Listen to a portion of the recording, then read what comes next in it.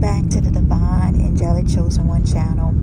This is Gracie and Spiritual Earth Angel 623 channel and Sarai Natural Beauty skincare products and aromatherapy candles. So let's get into it. I know y'all, I've been really busy, on my grind as always, for my business, trying to make my coins. And so I've been getting a lot of downloads, but I've just been doing some, some posting and stuff like that, during times when I can't, do a live video or whatever. So today I'm coming with a live video, just to let you know, and also I had talked about some of the stuff like this too on my podcast too, with my group of followers and stuff like that. And I thank everyone for subscribing and liking and and reviewing the videos and stuff like that. So I really appreciate that. That what I'm saying, people are, it either resonate with them or they know somebody that's going through this. When God gives me prophetic dreams and prophetic words to say to people, most of the time it comes to pass. It comes to pass very quickly when that does happen. So let's get into it. So I had a dream, and it was about the secret society group. I don't understand why God got me on, why he's showing me a lot about the secret society group and this coven group and different things like that. Maybe something needs to be exposed and the truth needs to come out. Maybe that's what it is. And so I want to talk about it. It was a setting in the dream. It was this man, his wife, and a female that he knew back in the day, and then there was this man also and his boys, his friends or whatever, hang out. And this man has more than one bros or whatever you want to call it now, or whatever they call it now. But it was like, I know that I saw like maybe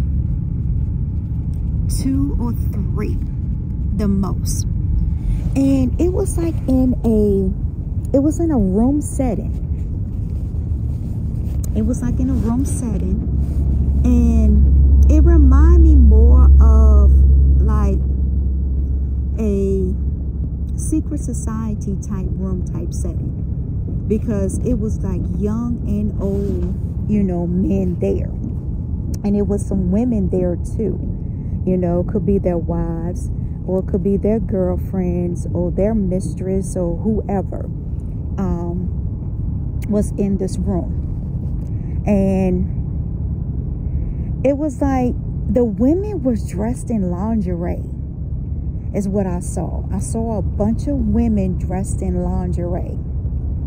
Walking around in the room and stuff like that is what I was, is what I was seeing.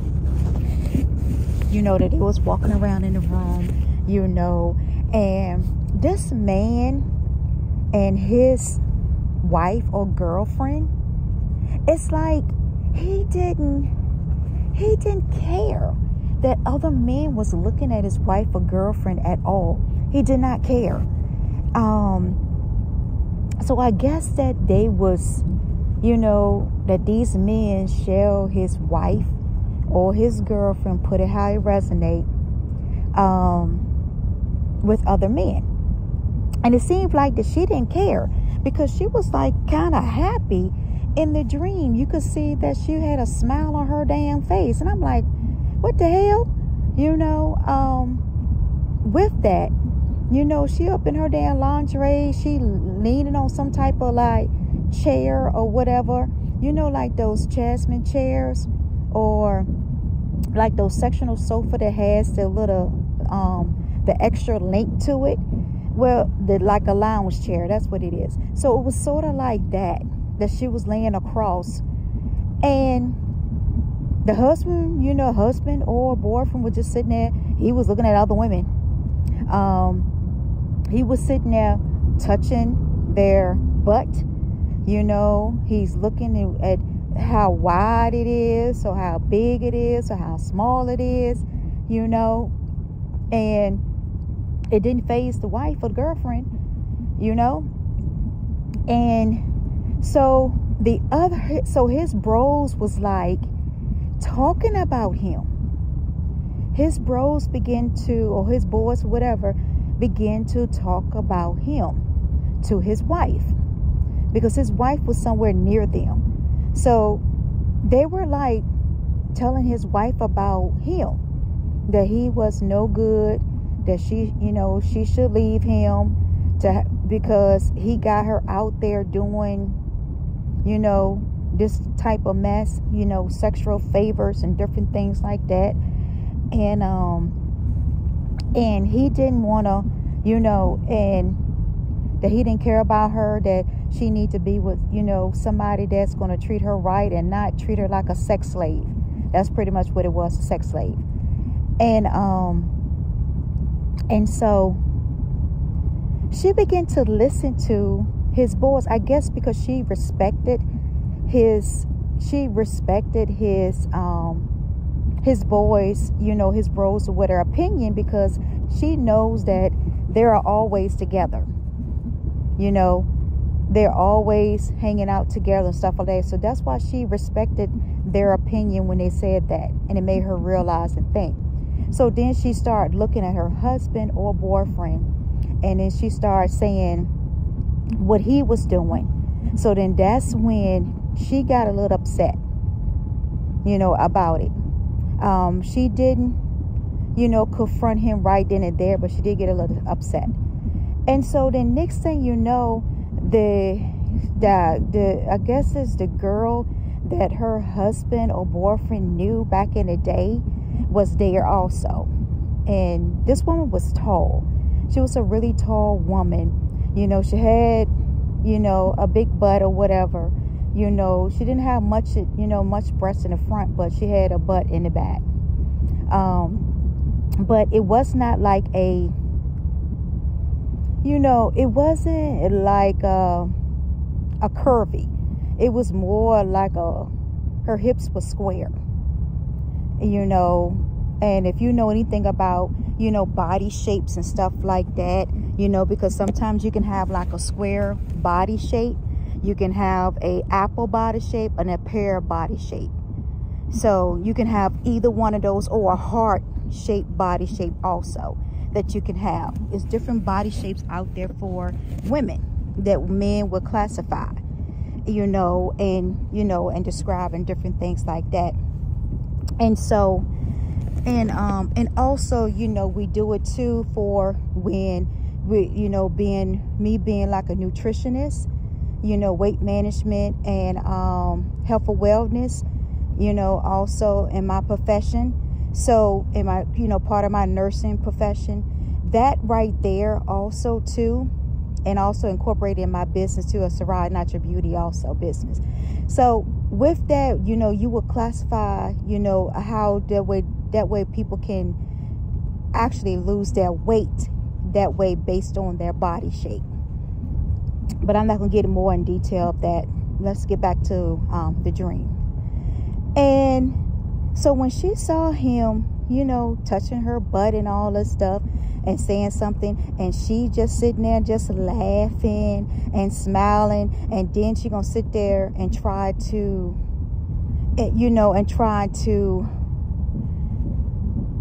I guess she was trying to make fun of his wife or girlfriend, her butt and her shape and stuff like that, which his wife and girlfriend, her shape was really nice. She had one of the curvy butts. It wasn't as big as the other one, but it was like medium size, what men might will call it. And but her butt was curvy, and she was, you know, and she had, you know, everything was in the right place as supposed to be on his wife or girlfriend. And so he started, you know, when she starts doing it, she started laughing, trying to make fun, telling him, you know, trying to make fun of his wife or whatever. And he laughed a little bit or whatever. So then next thing you know, they end up leaving, him and his old friend, girlfriend back in the day, or friend, or whoever it was back in the day. They end up leaving the room. And next thing I know, she got her U-Haul truck. Serious, y'all. I seen a big U-Haul truck that this girl was driving. And she was driving, and then next thing you know, the husband or the boyfriend end up leaving with her and follow her.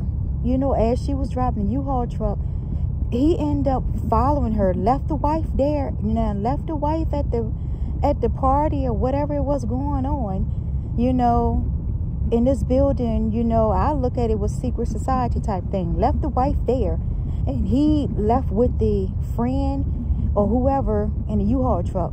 He ended up leaving with her, but they was, you know, but he was in his own vehicle behind her, following her, because she said something to him that she was moving or whatever. So he was trying to go and help her move or whatever, but didn't even tell his wife anything about that he was gone or anything else. So, you know, he just left. And next thing I know, so the wife was looking, you know, she was looking and everything. She couldn't find him. So she ended up calling her daughter. You know, she has an older daughter, whatever. So she ended up calling her daughter and to come and get her or whatever. So when she did that, she ended up leaving the party, whatever, called her daughter, and her daughter came, picked her up, and they were talking and stuff like that, and about the situation, what happened between her husband and the girl, whatever, and how he left and all this stuff like that. And so that's when the wife started realizing then that her husband or boyfriend, whatever, was using her for sex slave, pretty much, you know, and allowing these other men and stuff like that pass her around. So then she began to realize that that's all she was to this man, was a sex slave to this man, and his homeboys and the secret society group of men, you know, that was in the room, you know, that was there, because it was a group of, it was like in a group setting, you know, in a big building, you know, group setting, you know, lights dim, low kind of, you know, everybody's sitting around, you know, and the women are entertaining these men, is what I saw. And so that's what I assumed that's what that was. And so after that, you know, she began to confront her husband or boyfriend or whatever, and he will start saying, you know, crazy things to her, you know, disrespecting her and stuff like that, you know. And then next thing I know, she ended up, it was weird because, like I said, didn't the friends end up again, wherever that wife or girlfriend was at, the friends end up, you know, his friends end up coming to where her family side or whatever was at. And she knew, you know, I guess they knew that her side of the family too. I guess these homeboys that hang around him, you know, her boyfriend or husband or whatever, knew her side of the family too, because they came directly to where she was at, you know, on her side of the family, you know, house or whatever. And it was like it was like her grandmother's house or whatever that she had went to, you know, and her grandmother was still living. So, and she was, you know, and then her mom was also there too, you know, at the grandmother's house or whatever. And so she ended up, you know, talking to her mom and her grandmother. And it looks like it was her grandmother on her dad's side. It's pretty much what it was that she was talking to. And so she was telling them about, you know, what happened between her and her husband or boyfriend or whatever that, you know, that was at this party or whatever. And so then the grandmother started giving her some words of wisdom about men, you know, and how she need respect or treat herself like that. And remind you that as they were going down there was a road. Now, take it how to resonate, because I saw a road called Henry. Either was a road called Henry, or there could be a city in Henry. It could be in Ashland, Kentucky. It could be Ashland, Virginia, or it could be a city named Ashland, or a county named Ashland. So take it how it resonate, because that's what I was getting in the dream too, where they live. There, like I said, the last name could be Henry. There also it could be a man's name Henry. It could be his first, last name, or middle name. It can also be where the street they live on could be also Henry. It could be like I said, city or state. Well, not state, but it could be like a city like that also. Or it could be like a family land that's named Henry. You know, because you can have like family land too that said Henry Lane or Henry Road or something like that. So take it how it resonate. But that's what I got. And then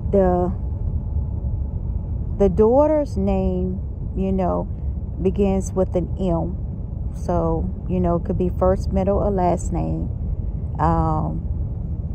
with that. And so that had can't pick up. That's how, you know, and then there was a, you know, letter, okay, that was it for the letters. And the daughter was young. So the daughter was like in her, you know, late 20s, early 30s, because the daughter was driving, you know, car and stuff like that. So that's how it was with that too. So if it resonate with anybody that way too. Let's see what else was going on. But yeah, these guys came back to, and you know, and was still telling her things, because I mean, they were really talking, you know, really bad about her husband or boyfriend. I mean, they was really talking bad about this man to her. And, you know, and I don't think that he knew that his boys was going behind his back, you know, telling his wife or girlfriend, you know, what type of man he is. But these three guys was like going around. I mean, they was like talking to her. Each one of them had their own opinion about this man.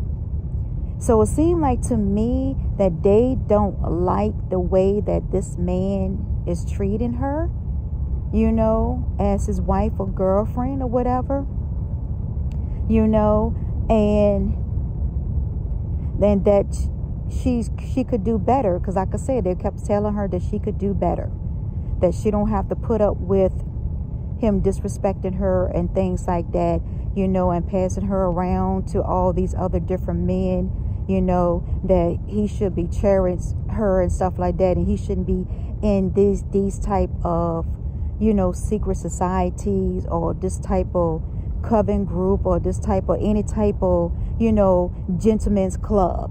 You can put it that way too, because, you know, they have some gentlemen's clubs out there too. So it could be that, you know, also that there was like telling her. So, and this woman was fairly she was, you know, she wasn't too young, but she was like maybe in her, she could be like in her 30s and 40s, you know, early 40s, not late 40s, but early 40s. So from 30s to, you know, early 40s. That's how we put it. No past, not past that. Because she was really, you can tell that in a dream that she was really young, you know, young looking in her face and stuff like that. And that she was still kind of, you know, young in her age.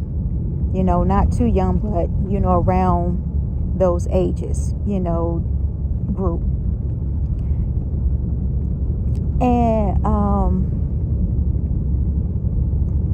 And it never did, you know, he never did, you know, God never showed me any more about what happened between, you know, once the husband left with the female back in his day, you know, that he knew with the U-Haul truck, you know, that she was moving with a U-Haul truck and he was following behind a man. Oh, wait a minute. So it could be a man? Because now God is like, because I said a woman. So maybe this was a transgender. So this was a transgender.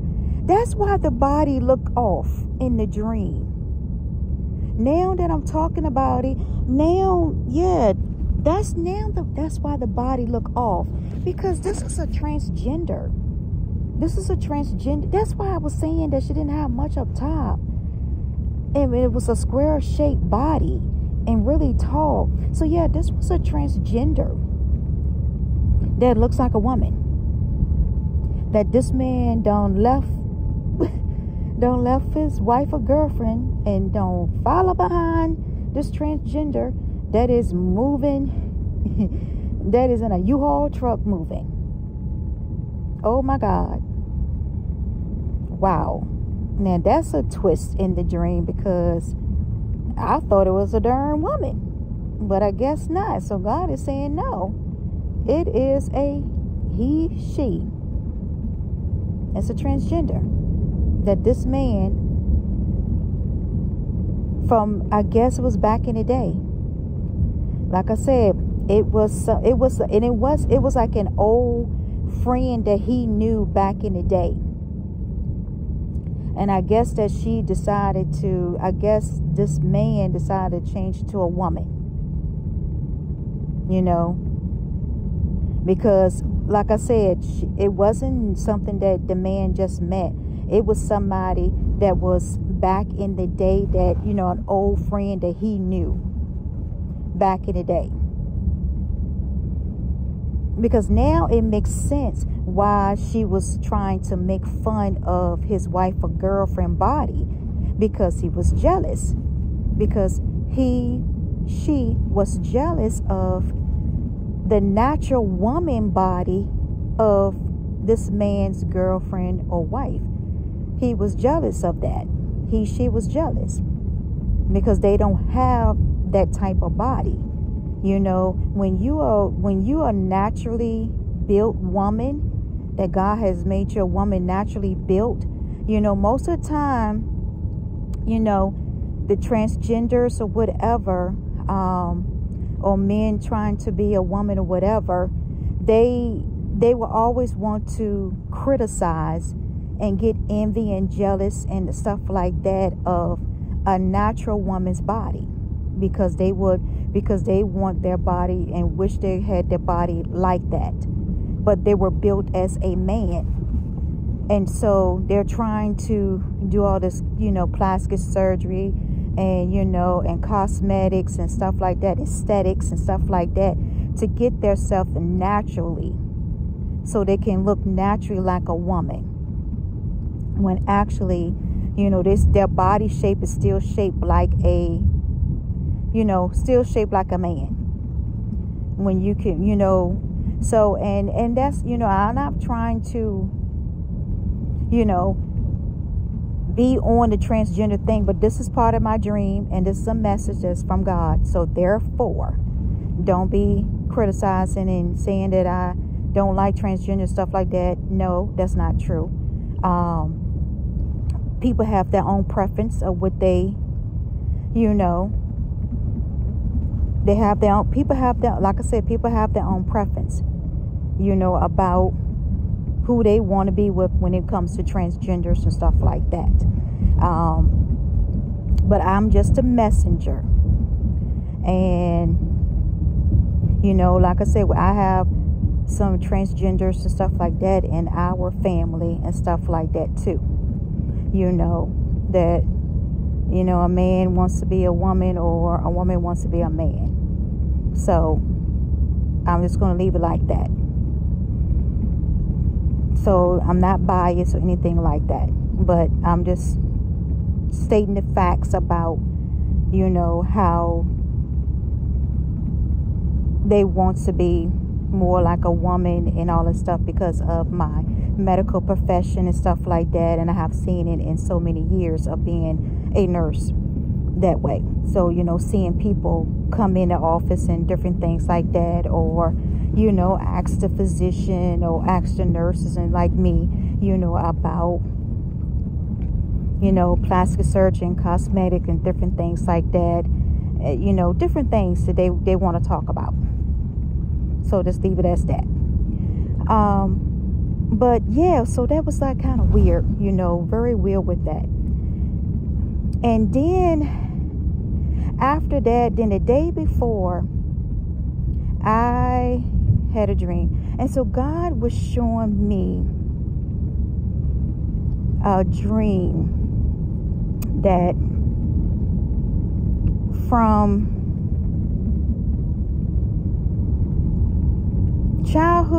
my childhood now, from my childhood on up to where my age is now. And he was showing me that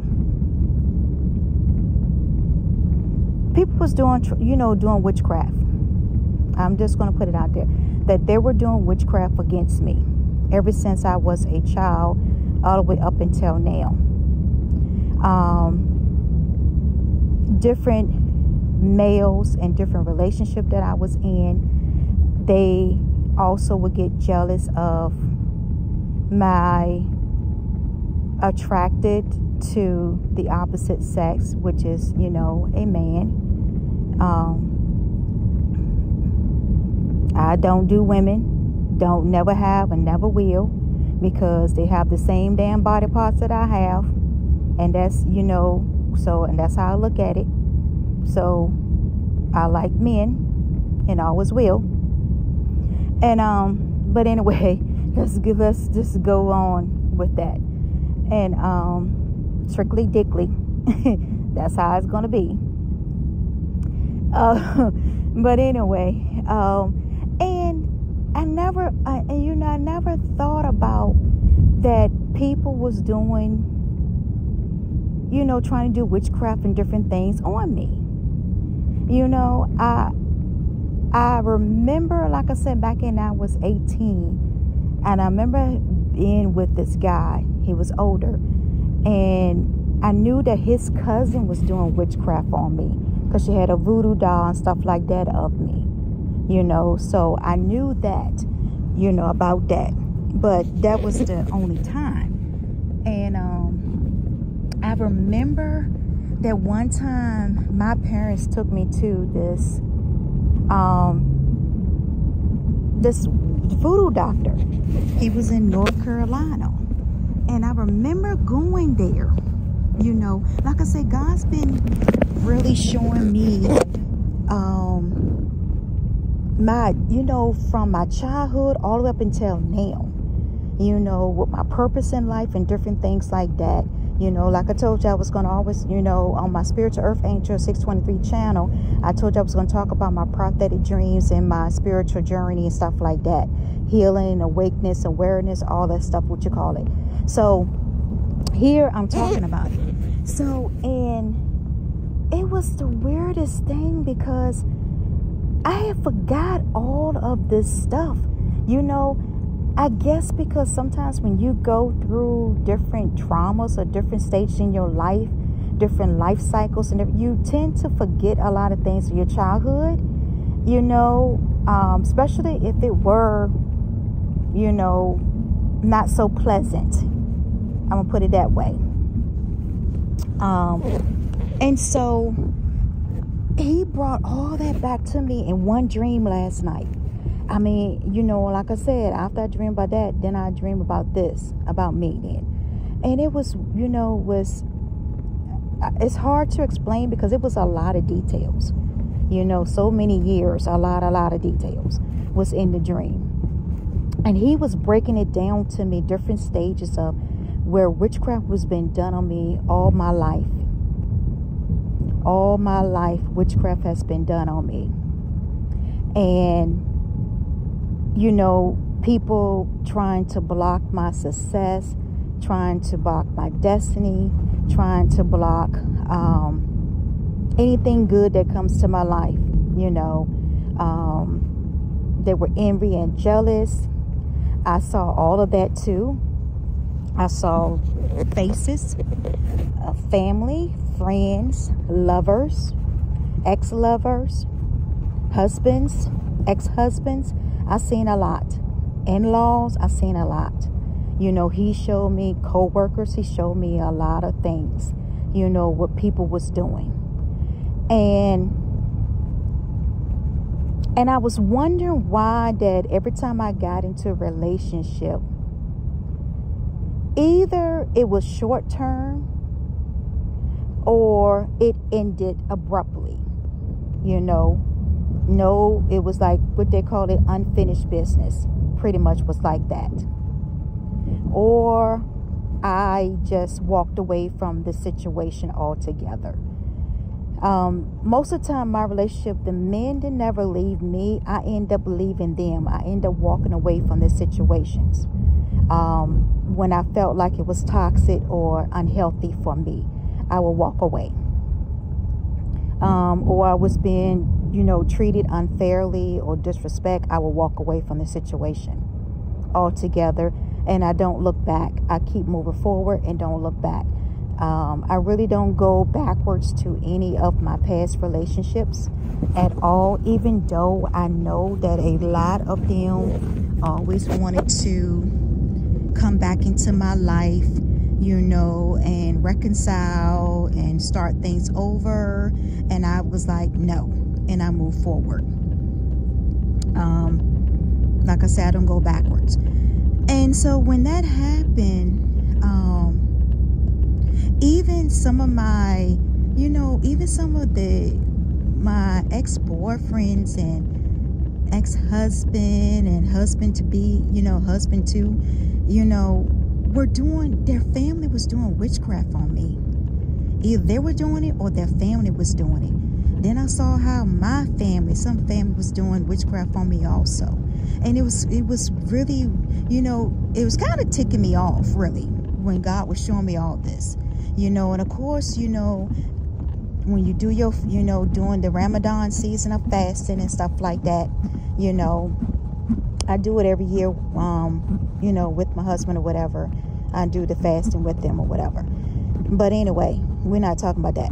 But when that happened, he showed me a lot of things. And I was wondering, you know, there was a lot of mind altering, you know, witchcraft going on, mind controlling witchcraft going on, that I was seeing.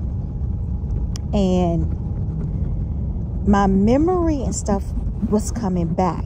I could remember everything. When I woke up, I wrote everything down. Everything down. It was like, when I finished writing, it was like 3 pages long of this dream and everything from childhood on all the way up to my age now that I have went through and experienced. And I was wondering why that my family had took me to this root doctor. And this man was in North Carolina. I don't know if his family still do that root work or whatever, but it was back in the woods.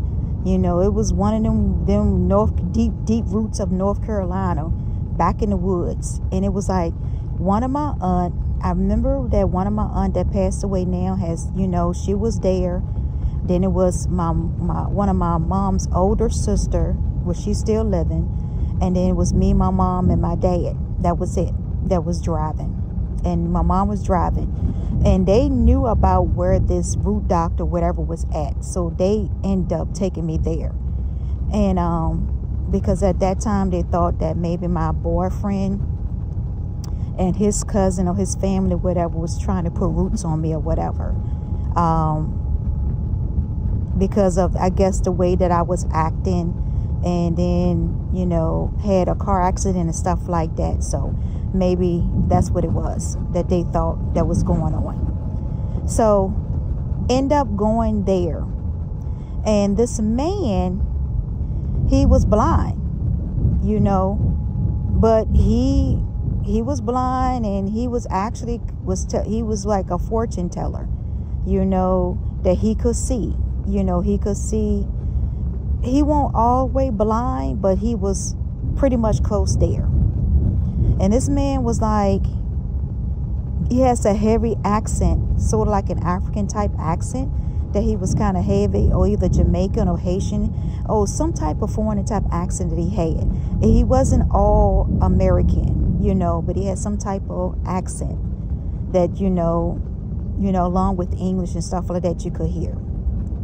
When that happened, you know, so I was scared, because like I said, I was like in my early 20s when this happened, you know, early 18, around 18, 20s, around that time, that I noticed that when I went to this man, that they took me to this man. And I remember my dad paid $25 back then. He paid $25. I was like, oh, you know, with that. And so this man was in his room. You know, when you know how them old houses, you know, where they don't really have a bathroom. They have like a pot that you pee in and, you know, do your number 2 and stuff like that in. That's, you know, the wood stove, you know, them old houses like where our grandparents and stuff used to live in. Where I know my grandparents used to live and stuff like that too. So with that, and he was like, telling me, only thing he did was like, he was sitting by a window, you know, and it was a bright sunny day, you know, sun was shining. He was sitting by the window. He said, come have a seat.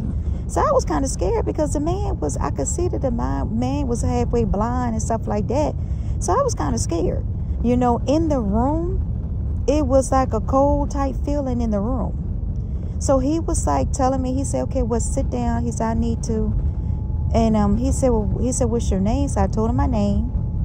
And then he didn't even ask for my birthday or anything. He just said what my name was. And I told him. And then he was like, he said, and then he started talking. He said, well, I can see you a little bit. So he started describing me.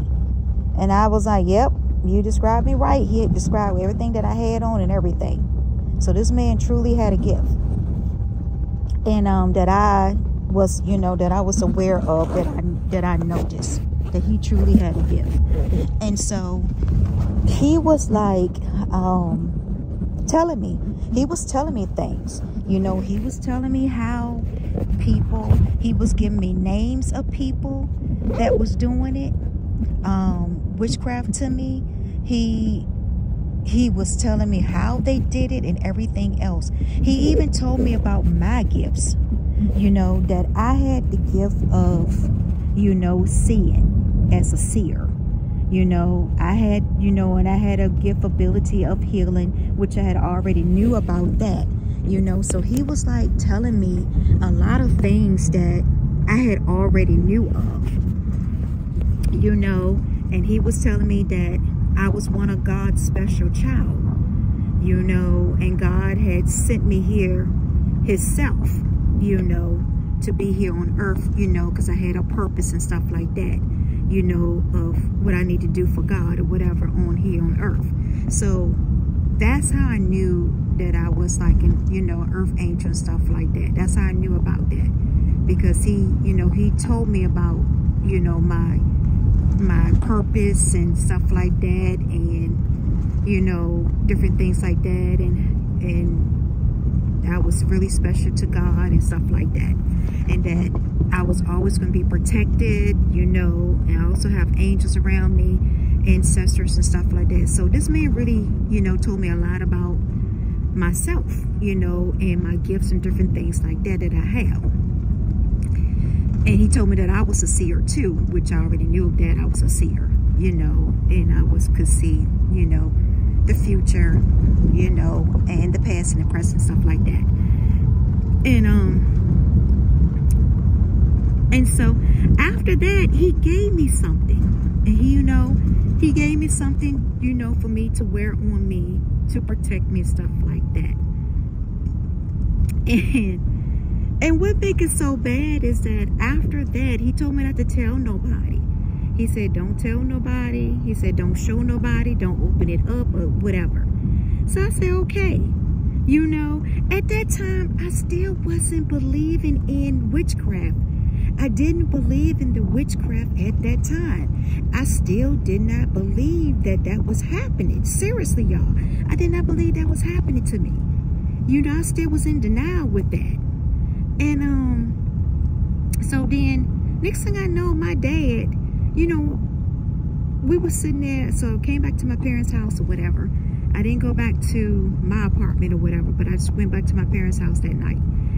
And next thing I know, my dad was sitting there talking. And he was acting kind of weird and strange and stuff like that. And I didn't understand why.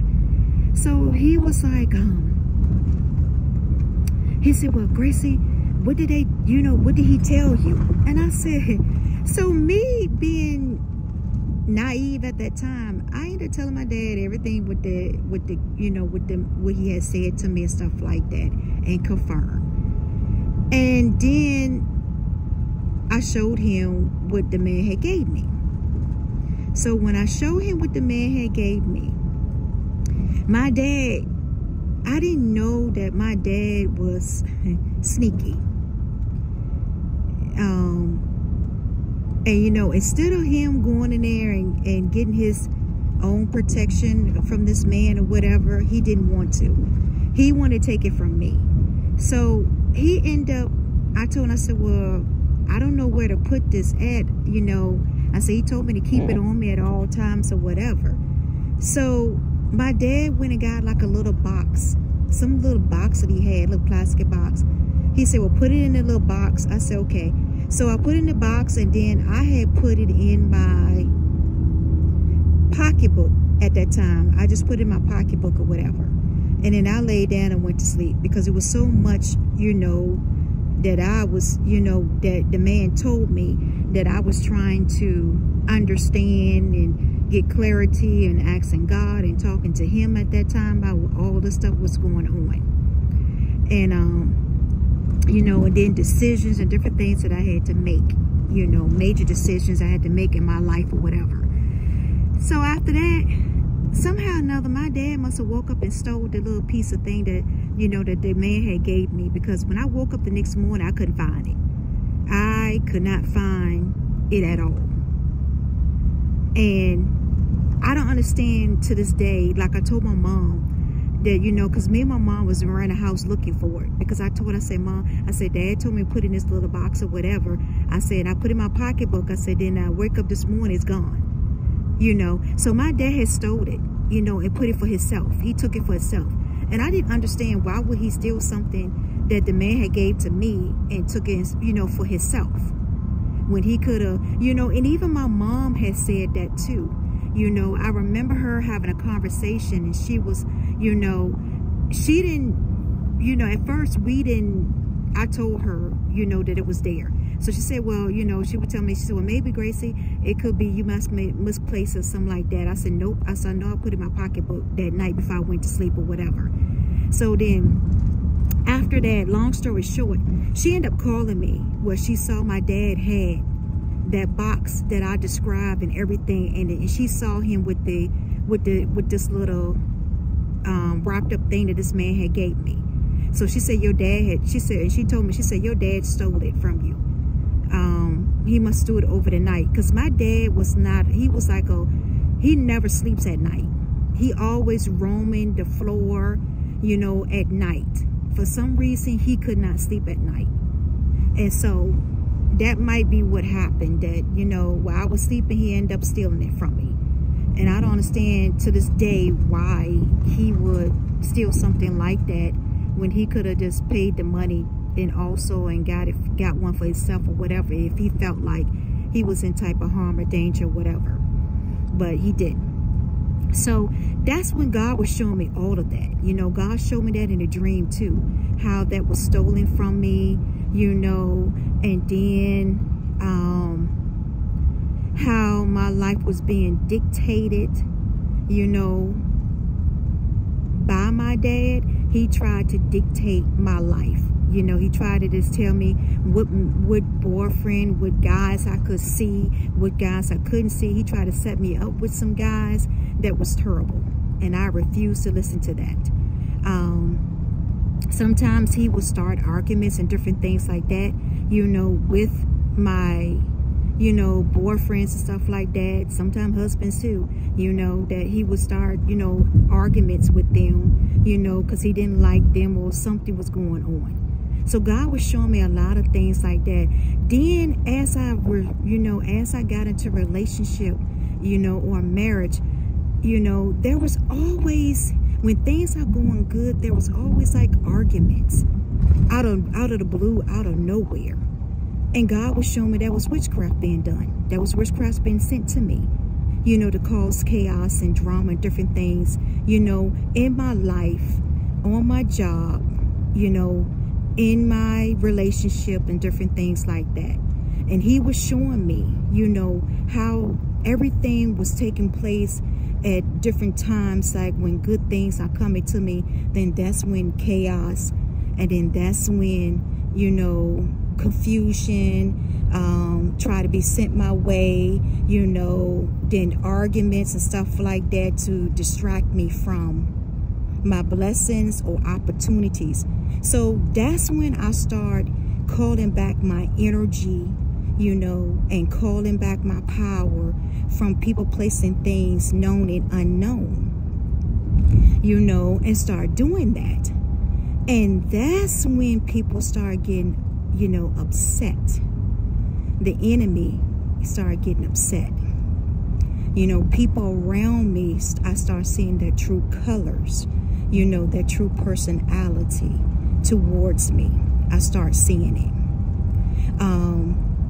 I start seeing that people was out for my blessing, my destiny, you know, my gifts and stuff like that, which I knew they couldn't have. Because, you know, what's mine's going to be for me anyway.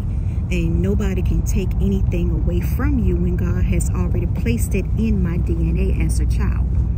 So that's how I looked at things, you know, and that's how God always, you know, had me thinking that way too. But, you know, people that was close to me, you know, being portrayed me, you know, did some evil stuff, you know, try to sacrifice me to different, you know, secret society groups and covenant groups that I didn't know. People was doing things behind closed doors, you know, hiding their hands, smiling in my face, you know, and then they doing evil stuff against me, you know, and then, you know, so God was showing me all of that stuff. And that's why I understand why people, you know, why these groups were stalking and following me and stuff like that, because of people that was close to me, you know, that got entwined with, you know, the secret society group and different things like that. You know, I even seen the Masons. Like I told you, I seen a lot of Masons, you know, been following and stalking me also, you know, on my job. I seen them, you know, because you can see the symbols and stuff on their vehicles and different things like that, you know, retired military people and different things like that. I thought maybe I had seen my ex-husband, you know, and his wife, you know, in a minivan, you know, and then I seen somebody that I know that was from Virginia, you know, that I could also see, you know, Maryland and New York and New Jersey, Massachusetts, you know, Louisiana, heavily, Texas, Georgia, heavy Georgia. You know, I seen a lot, you know, of that. North Carolina, South Carolina, Illinois. I seen a lot of that. You know, Missouri, Iowa. It was like all over.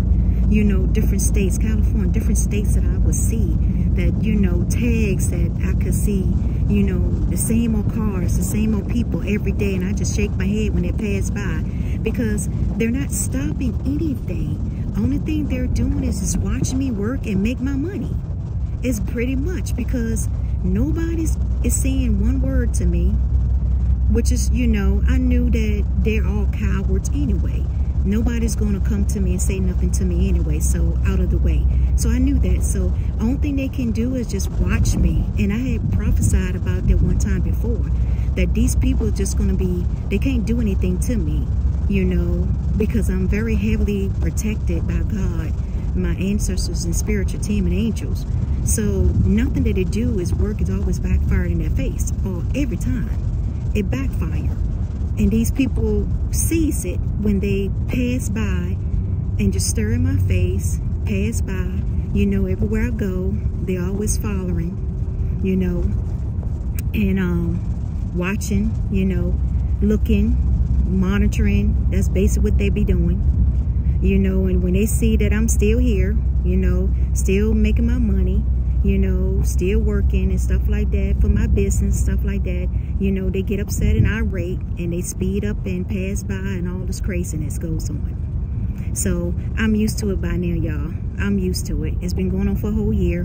So now I'm, you know, I'm just used to it. I just ignore it and keep going. You know, if these, what they want to do, burn their gas, you know, follow me from state to state, then go ahead. That's your money.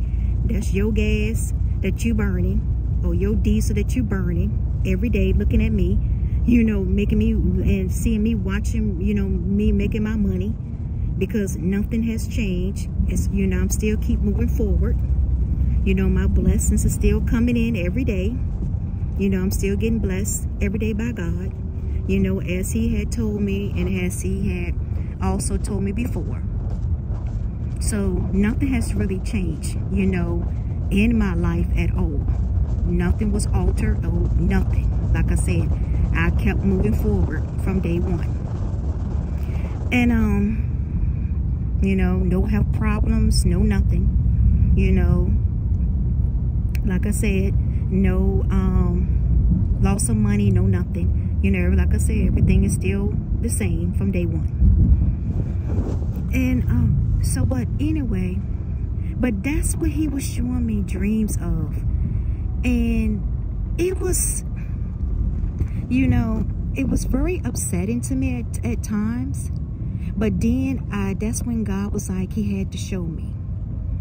Because I wasn't going to fast this year, but he ended up telling me to fast. And because I think God wanted me to show me exactly what was really going on, you know, from childhood up until now, or what was going on around me, you know, with the witchcraft and different things like that that's been going on. And, you know, how I protected myself, you know, and seeing people, you know, for who they really are. And to set boundaries and to cut people off completely. That doesn't mean me any good. They always want to make me, always want to do harm to me. And like I said, these could be known and unknown. Like these group that is following me, the secret society group of different whatever is following me, I don't know these people. But maybe people that's close to me probably know them. And they probably don't lie to these people, you know, about me and stuff like that. So, but like I said, only thing they do is just follow, you know, and look at my face. You know, they look and slow down to see if they got the right person so they can stalk and follow, you know, my commercial vehicle, you know, for my business, stuff like that. I see that all the time. So, like I said, I'm used to it now. I don't really care. I pretty much ignore them, you know, when they start coming, you know, with traffic jams and stuff like that. You know, only thing you're doing is putting your own self into a traffic jam to get to where you need to go. So, and that's how I look at it. And then some childish people, you know, I could see some older people that's very childish, you know. I had also posted about a couple that I have seen in my hometown many a times, and, you know, following, stalking me too. You know, that is very childish for to be in their old age. And I know these people is in their 70s, close to 80s. And the man is acting very childish, like he could have like dementia, Alzheimer's, something like that going on. You know, so I posted that too about, you know, an incident about that too. You know, and what I have seen, you know, on Saturday about that. I mean, he was acting crazy. He was acting like a little child in the car. He was laughing and clapping his hands and all this stuff and pointing to the traffic jam and all this stuff and then looking back in the mirror at me. You know, it was very childish. And his wife was just sitting there, you know, looking straight, looking at him like she was embarrassed because other people were seeing it too. Other people was passing by, looking at this man too, just acting very childish, you know, for his age. So, you know, and that was kind of weird to me because, like I said, I don't know none of these people. None of these people that I know that is after me, stalking, following me. I don't know none of these people at all. It was one guy that I recognized. He was in a fluidtruck.com. It is called FLUID truck.com. It was a white van. And this black guy was young, brown skin, you know, had like a fade top or whatever. You know, I thought I recognized him, but I don't know where I recognized him from. And I remember one time that truck was sitting out there too, in a location where I live and stuff like that, you know, watching and scoping out my home and stuff like that. You know, so I did see that same truck again, you know. And then it was, you know, and it was strange that I saw it again while I was traveling on the road. And then I saw the same truck. I said, wow, that's the same truck that I saw, you know, sitting outside, you know, stalking my, you know, my property and stuff like that from across a neighbor's driveway. And that was very weird. So that's why I pay attention to my surroundings, and I pay attention to the different vehicles and stuff, just like the FP, you know, gray minivan, you know, from Illinois. They have a bunch of people up in there be stalking and following me, you know. Also with that, you know, then a red car. It's this red car that always mess up in the front. You know, it's a red car also that be, you know, that I saw be stalking and following me. And these are like a little Mexican girl and young boy I see also. I see them too, all the time too. And I understand about why they keep following and stalking me, but yeah, it's like a little young girl and then a little young boy Mexican. And I have seen them outside one time apartment. When me and my husband used to live in an apartment before we got our house, and they was parked outside our apartment, and that was the same two little couple that I saw too, that was parked outside our door. So I recognized that too, and I had took a picture of them one time before too, because I recognized them. I don't understand why they keep stalking and following too, because I see them all the time. And but anyway, let's move forward, you know, with that that energy, you know, because I don't want to give it too much credit. That energy and the people that are stalking and stuff, don't want to give them credit at all, because they don't deserve any credit when it comes to me talking about it. The only thing they deserve is jail time for illegal stalking and following and stuff like that, and doing illegal crimes and different things like that. With that, you know, so that's how I look at it for them. But like I said, just to sum it up, that's how it was, you know, with the dream and stuff, how he was showing, God was showing me, you know, from a child all the way up, how people is so jealous and envy of my spiritual gifts and, you know, my anointing and the favor of God on my life, you know, my destiny, my blessings and different things like that, you know. So, and that's why God had me to go through the spiritual journey, the awakening, the healing, and different things like that, and to talk about it, to help other people that might be going through their awakening and their journey too, that this is what you be going through. You know, you're going to go through, there's going to be, he even showed me some copycats, how people is copying off of me, men and women, trying to copy me, you know, trying to be like me, trying to steal my fame, trying to steal my glory, you know, my shine. They're trying to steal it, you know, for their own. So he even showed me stuff like that. He even showed me people like that too. He even showed me that there are some fake tarot readers also. You know, he showed me, you know, about that too. You know, because like I said, I didn't understand why God had me to even listen to different tarot readers and even do some of my postings, you know, in the tarot world, whatever. I didn't understand that part, because I guess that was part of all his plan, you know, for me to expose a lot of them, you know, and speak the truth on a lot of stuff, you know, so people can wake up and realize that, you know, don't do your, you know, I just gonna give you a word of advice.